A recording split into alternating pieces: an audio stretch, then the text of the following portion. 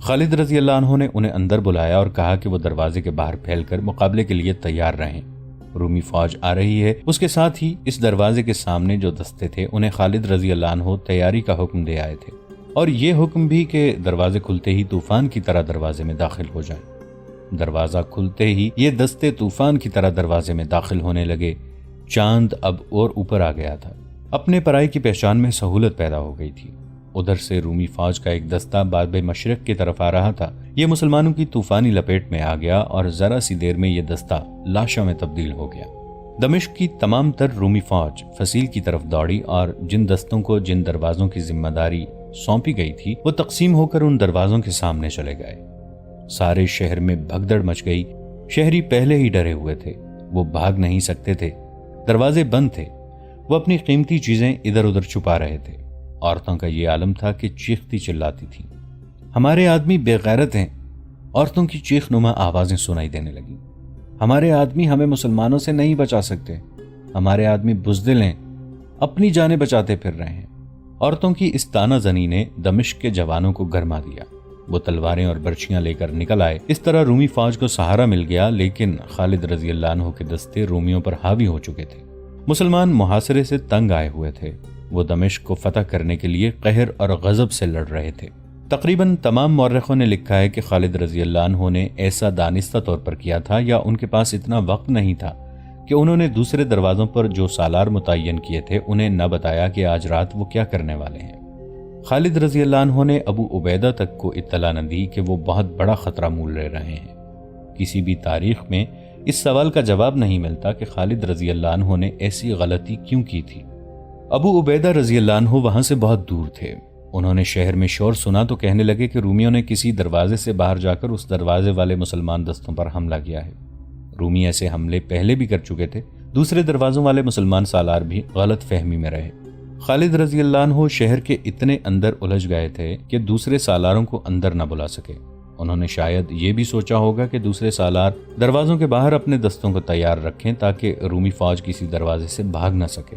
یہ بھی ذہن میں رکھیں کہ مسلمانوں کے دستے شہر کی فصیل اور دروازوں کے قریب نہیں تھے، وہ فصیل سے کم از کم ایک میل دور تھے۔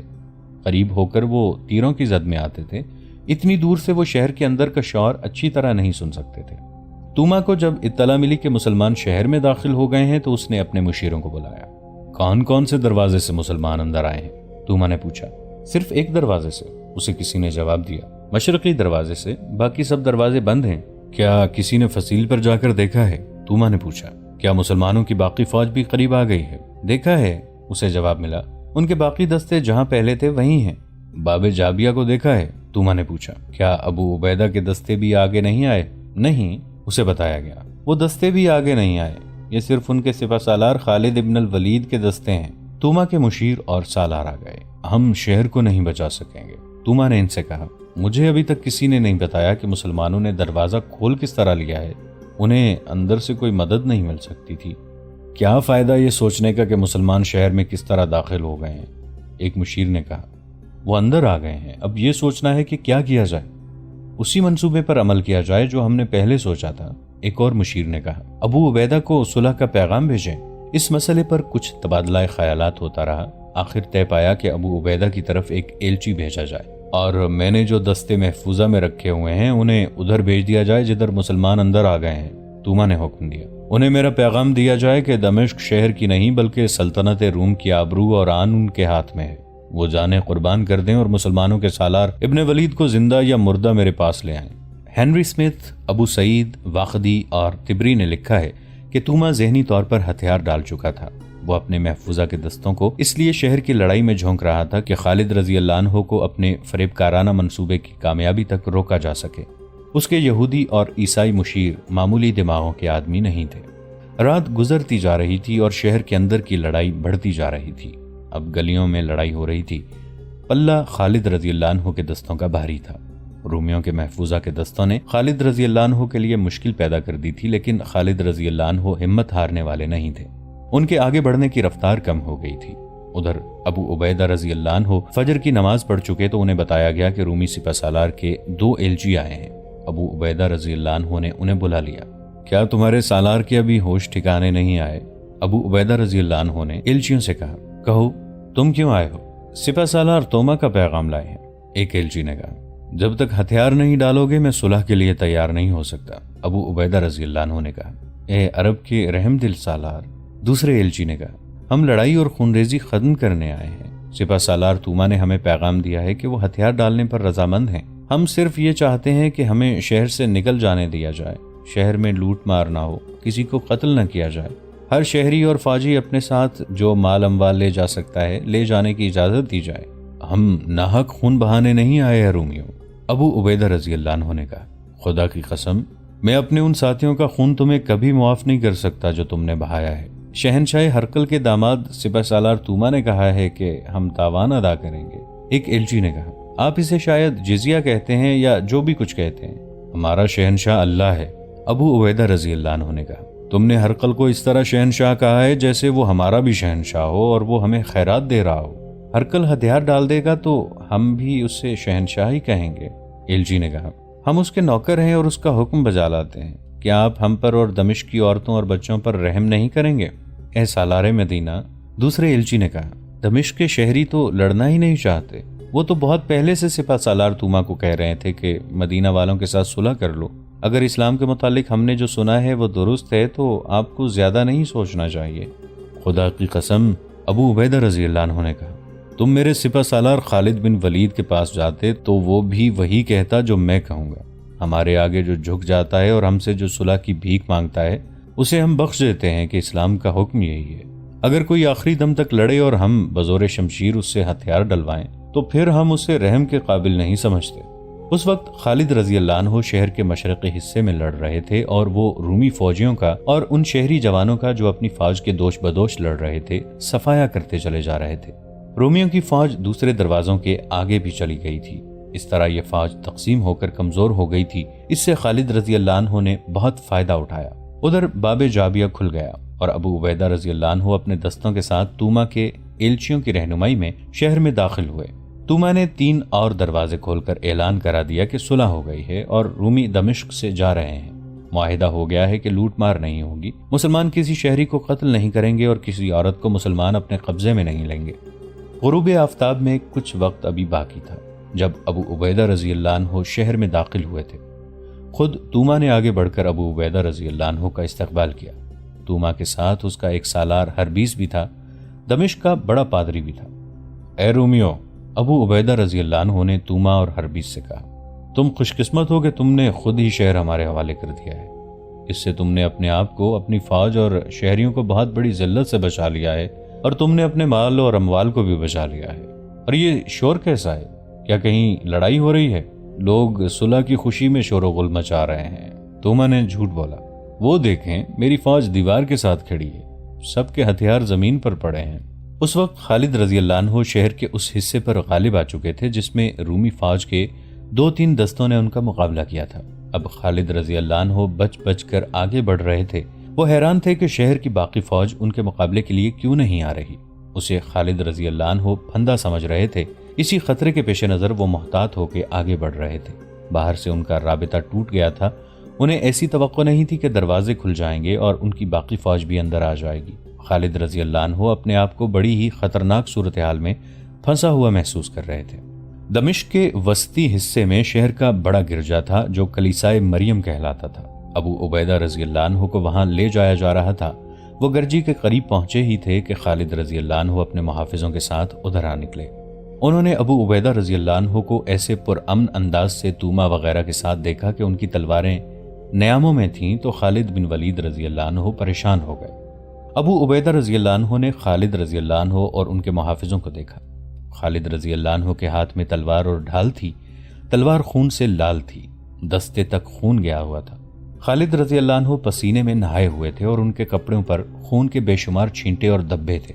ان کا سانس پھولا ہوا تھا۔ خالد رضی اللہ عنہ کے محافظوں کی بھی ایسی ہی حالت تھی۔ اس میں کوئی شک نہیں تھا کہ خالد رضی اللہ عنہ لڑتے ہوئے یہاں تک پہنچے ہیں۔ محافظوں کے پاس برچیاں تھیں جن کی انیاں جیسے خون میں سے نکالی گئی تھیں۔ خالد رضی اللہ عنہ اور ابو عبیدہ رضی اللہ عنہ ایک دوسرے کو حیرت زدگی کے عالم میں دیکھتے رہے۔ ابو سلیمان، ابو عبیدہ رضی اللہ عنہ نے آخر سکوت توڑا اور خالد رضی اللہ عنہ سے کہا، کیا تو اللہ کا شکر ادا نہیں کرے گا کہ اس کی ذات باری نے یہ شہر ہمیں عطا کر دیا ہے، اللہ نے صلح منظور کرنے کی سعادت مجھے عطا فرمائی ہے، ان لوگوں نے بغیر لڑے میرے آگے ہتھیار ڈال دیے ہیں، پھر تو کیوں خون ٹپکاتی تلوار اپنے ہاتھ میں لیے پھرتا ہے؟ میں نے انہیں شہر سے اپنے مال اموال لے جانے کی اجازت دے دی ہے۔ ابو عبیدہ، خالد رضی اللہ عنہ نے کہا، کون سی صلح کی بات کرتے ہو؟ کیا تو دیکھ نہیں رہا کہ میں نے لڑ کر یہ شہر حاصل کیا ہے؟ خدا کی قسم، رومیوں نے مجھے امن اور صلح کا پیغام دے کر اندر نہیں بلایا، میرے لیے انہوں نے دروازہ نہیں کھولا تھا، میں خود شہر میں داخل ہوا ہوں، میں نے خون بہایا ہے اور میرے آدمیوں کا خون بہایا گیا ہے، میں رومیوں کو یہ حق نہیں دے سکتا کہ یہ خیر و عافیت سے شہر سے نکل جائیں، ان کے شہر کا خزانہ اور جو کچھ بھی شہر میں ہے وہ ہمارا مال غنیمت ہے، اور میں نہیں سمجھ سکا کہ یہ صلح کس نے اور کیوں کی ہے۔ ابو سلیمان، ابو عبیدہ نے کہا، میں اور میرے دستے پرامن طریقے سے شہر میں داخل ہوئے ہیں، دیکھ شہر کے دروازے کھل گئے ہیں، اگر تو میرے فیصلے کو رد کرنا چاہے تو کر دے، لیکن یہ سوچ کہ میں دشمن کے ہتھیار ڈالنے پر اسے بخشش کا وعدہ دے چکا ہوں، اگر یہ وعدہ پورا نہ ہوا تو رومی کہیں گے کہ مسلمان وعدوں کے کچے ہیں، اس کی زد اسلام پر بھی پڑے گی۔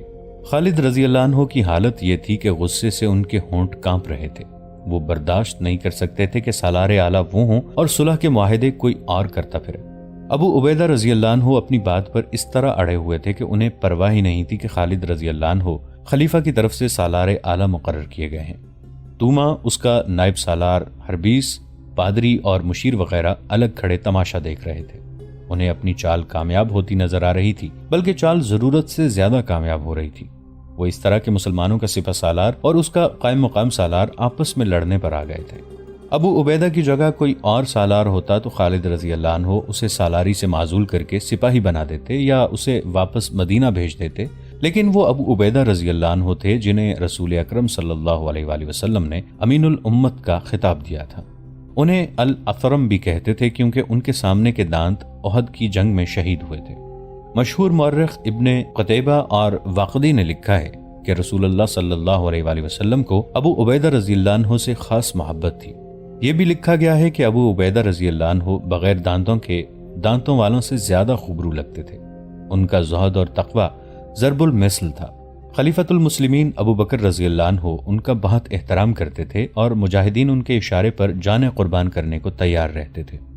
خالد رضی اللہ عنہ کے دل میں ابو عبیدہ رضی اللہ عنہ کا اتنا احترام تھا کہ میدان جنگ میں دونوں کی پہلی ملاقات ہوئی تو خالد رضی اللہ عنہ گھوڑے پر سوار نہیں تھے، ابو عبیدہ گھوڑے پر سوار تھے۔ خالد رضی اللہ عنہ چونکہ سالار اعلیٰ تھے اس لیے ابو عبیدہ رضی اللہ عنہ نے اتر کر خالد رضی اللہ عنہ سے ملنا چاہا، لیکن خالد رضی اللہ عنہ نے انہیں روک دیا اور کہا کہ میرے دل میں اپنے احترام کو قائم رکھیں۔ وہ ابو عبیدہ اب خالد سے پوچھے بغیر دشمن کے متعلق بڑا اہم فیصلہ کر بیٹھے اور اسے بدلنے پر آمادہ نہیں ہو رہے تھے۔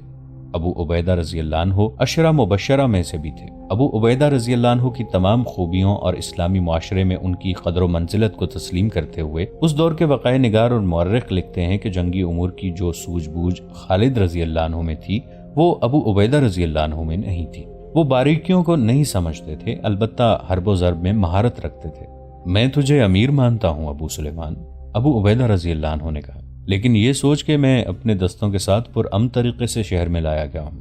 ابن الجراح، خالد رضی اللہ عنہ نے کہا، تجھے دکھاؤں کہ میں کس طرح شہر میں داخل ہوا ہوں اور رات سے اب تک مجھے کیسی لڑائی لڑنی پڑی ہے۔ ان رومیوں نے دیکھا کہ یہ لڑ نہیں سکتے اور میں شہر کی اینٹ سے اینٹ بجا دوں گا تو یہ تیرے پاس جا پہنچے، میں انہیں معاف نہیں کروں گا۔ ابو سلیمان، ابو عبیدہ رضی اللہ عنہ نے دبدبے سے کہا، کیا تو اللہ سے نہیں ڈرتا؟ میں نے انہیں اپنی پناہ میں لے لیا ہے، ان سے حفاظت کا وعدہ کر چکا ہوں۔ لیکن خالد رضی اللہ عنہ ابو عبیدہ رضی اللہ عنہ کی بات ماننے پر آمادہ نہیں تھا۔ ابو سلیمان، ابو عبیدہ رضی اللہ عنہ نے افسوس کے لہجے میں کہا، میں نے جب ان کی شرطیں سن کر انہیں حفاظت کا وعدہ دیا تھا اس وقت مجھے گمان تک نہیں ہوا تھا کہ تو میرے فیصلے پر اعتراض کرے گا۔ میں یہ بھی نہیں جانتا تھا کہ تو لڑ رہا ہے۔ میں نے اپنے اللہ اور رسول کریم صلی اللہ علیہ وآلہ وسلم کے احکام کے مطابق اور انہی کے نام پر رومیوں کو بخش دیا ہے۔ سمجھ لے ابو سلیمان، میری بات سمجھ لے، مجھے بد عہدی کا ارتکاب نہ کرنے دے۔ دونوں کے درمیان بحث چلتی رہی۔ خالد رضی اللہ عنہ کے محافظوں کو بھی غصہ آ گیا، وہ تلواریں سونت کر توما اور اس کے ساتھیوں پر جھپٹے۔ وہ انہیں قتل کر دینا چاہتے تھے، انہیں کسی طرح شک ہو گیا تھا کہ یہ رومیوں کی چال ہے جو دو سالاروں کو لڑا رہی ہے۔ محافظوں نے توما وغیرہ پر حلہ بولا تو ابو عبیدہ رضی اللہ عنہ دوڑ کر ان کے آگے ہو گئے۔ خبردار، ابو عبیدہ رضی اللہ عنہ نے کہا، پہلے کچھ فیصلہ ہونے دو، یہ ابھی میری پناہ میں ہے اور تمہیں جب تک حکم نہیں ملتا تم کوئی حرکت نہیں کر سکتے۔ خالد رضی اللہ عنہ نے ابو عبیدہ رضی اللہ عنہ کے اس حکم کو بھی برداشت کیا۔ خالد رضی اللہ عنہ کی موجودگی میں ابو عبیدہ رضی اللہ عنہ کوئی حکم نہیں دے سکتے تھے۔ یہ صورتحال مسلمانوں کے لیے اچھی نہیں تھی۔ ایک غلطی تو خالد رضی اللہ عنہ سے ہوئی تھی کہ کمند پھینک کر شہر میں داخل ہونے جیسا خطرناک کام کر رہے تھے، مگر ابو عبیدہ رضی اللہ عنہ کو اطلاع نہ دی، حالانکہ وہ خالد رضی اللہ عنہ کے قائم مقام سالار تھے۔ خالد رضی اللہ عنہ نے تو ان سالاروں میں سے بھی کسی کو نہ بتایا جو شہر کے دوسرے دروازوں کے سامنے اپنے دستوں کے ساتھ موجود تھے۔ اس کے بعد غلطی ابو عبیدہ رضی اللہ عنہ کی تھی، جنہوں نے وہ فیصلہ کیا جو صرف سالار اعلیٰ کو کرنا چاہیے تھا۔ خالد رضی اللہ عنہ اور ابو عبیدہ رضی اللہ عنہ کے درمیان یہ جھگڑا ان کی انا کا مسئلہ بن کر کوئی ناگوار صورت اختیار کر سکتا تھا، لیکن یہ اس دور کا واقعہ ہے جب مسلمان آپس کے کسی جھگڑے کو ذاتی مسئلہ نہیں بنایا کرتے تھے اور ان کے حاکم اپنے آپ کو آج کل کے حاکموں کی طرح نہیں سمجھا کرتے تھے۔ خالد رضی اللہ عنہ نے دوسرے سالاروں کو بلایا۔ اس وقت تک دوسرے دستے بھی شہر میں آ چکے تھے۔ سالار جب خالد رضی اللہ عنہ کے پاس آئے تو خالد نے اپنا اور ابو عبیدہ کا جھگڑا ان کے آگے رکھ دیا۔ ابن الولید سالاروں نے آپس میں بحث و مباحثہ کر کے خالد رضی اللہ عنہ سے کہا، ابو عبیدہ کو ایسا نہیں کرنا چاہیے تھا، لیکن وہ جو فیصلہ کر چکے ہیں ہمیں اس پر عمل کرنا چاہیے، ورنہ یہ خبر دور دور تک پھیل جائے گی کہ مسلمان دھوکے باز ہیں، صلح اور عام معافی کا وعدہ کرتے ہیں، پھر لوٹ مار اور قتل عام کرتے ہیں۔ ابن الولید سالار شرجیل رضی اللہ عنہ بن حسنہ نے کہا، ہم نے پہلے دیکھا ہے کہ بعض شہر ہمیں مزاحمت کے بغیر مل گئے تھے۔ اس کی وجہ یہ تھی کہ ان شہروں میں ہماری وہاں آمد سے آگے آگے یہ خبر مشہور ہو گئی تھی کہ مسلمانوں کی شرطیں سخت نہیں ہوتی اور اپنی شرطوں پر قائم رہتے ہیں اور رحم دلی سے ہر کسی سے پیش آتے ہیں۔ ابن الولید، ہمیں اس روایت کو برقرار رکھنا چاہیے، ورنہ پھر کوئی شہر ہمیں آسانی سے نہیں ملے گا۔ خدا کی قسم، خالد رضی اللہ عنہ نے غصے کو دباتے ہوئے کہا، تم سب نے مجھے مجبور کر دیا ہے۔ رومی سالار توما اور حربیس ذرا دور کھڑے اپنی قسمت کے فیصلے کا انتظار کر رہے تھے۔ خالد رضی اللہ عنہ نے ان کی طرف دیکھا تو غصہ پھر تیز ہو گیا۔ میں تم سب کا فیصلہ قبول کرتا ہوں، خالد رضی اللہ عنہ نے کہا، لیکن ان دونوں رومی سالاروں کو نہیں چھوڑوں گا۔ میں انہیں زندہ رہنے کا حق نہیں دے سکتا۔ تجھ پر اللہ کی رحمت ہو ولید کے بیٹے، ابو عبیدہ رضی اللہ عنہ نے کہا، انہی دونوں کے ساتھ تو میرا معاہدہ ہوا ہے اور انہی کو میں نے حفاظت کی ضمانت دی ہے۔ میرے فیصلے کو تو نے قبول کر ہی لیا ہے تو ان دونوں کو بھی جانے دے، تیرے عہد نے انہیں میرے ہاتھ سے بچا لیا ہے۔ خالد رضی اللہ عنہ نے غضبناک آواز میں کہا، لیکن یہ دونوں اللہ کی لعنت سے نہیں بچ سکیں گے۔ ایک اور مورخ بلازری نے لکھا ہے کہ توما اور حربیس کے پاس ایک آدمی کھڑا تھا جو عربی زبان سمجھتا اور بولتا تھا۔ وہ مسلمان سالاروں کی باتیں سن کر توما اور حربیس کو رومی زبان میں سناتا جا رہا تھا۔ آخر انہیں عام معافی کے فیصلے سے آگاہ کیا گیا۔ آپ سب نے ہم پر احسان کیا ہے۔ توما نے خالد رضی اللہ عنہ اور ابو عبیدہ رضی اللہ عنہ کا شکریہ ادا کیا اور کہا، ہمیں اجازت دی جائے کہ اپنی منزل تک ہم اپنی پسند کے راستے سے جا سکیں۔ ابو عبیدہ نے خالد کی طرف دیکھا کہ وہ جواب دیں گے، لیکن خالد رضی اللہ عنہ نے منہ پھیر لیا۔ تمہیں اجازت ہے؟ ابو عبیدہ رضی اللہ عنہ نے توما کو جواب دیا، جس راستے پر چاہو جا سکتے ہو، لیکن یہ بھی سن لو، تم جہاں رکو گے یا جہاں قیام کرو گے، اگر ہم نے اس پر قبضہ کر لیا تو ہم سے اپنی حفاظت کی توقع نہ رکھنا۔ تمہارے ساتھ جو معاہدہ کیا جا رہا ہے یہ صرف اس مقام تک ہے جہاں تم جا رہے ہو، یہ دوستی کا معاہدہ نہیں۔ دوستو، آج کے لیے اتنا ہی۔ اسی کہانی کی اگلی قسط کے ساتھ بہت جلد حاضر ہوں گے۔ نیچے کامنٹ سیکشن میں اپنی رائے کا اظہار ضرور کیجیے گا۔ ہمارے اس چینل کو سبسکرائب کر کے نیچے موجود بیل آئیکن کو بھی ضرور کلک کیجیے گا۔ اگلی ملاقات تک کے لیے ہمارا اور آپ کا اللہ نگہبان۔